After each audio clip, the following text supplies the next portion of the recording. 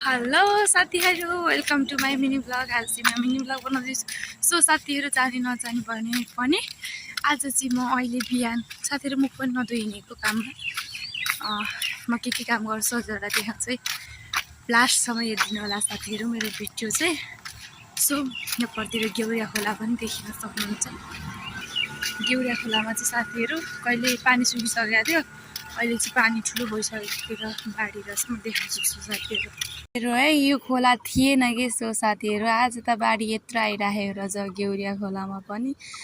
यो खोला सुकिसकेको थियो, फाइनली आज चाहिँ आएर यसो कसरी गाटै लाग्ने के साथीहरू। हाम्रो चाहिँ भ्यू काट्न धमाधम छ। तपाईँहरू के गर्दै हुनुहुन्छ? हेलो, हाम्रो चाहिँ धानको भ्यू साह्रो छ है साथीहरू।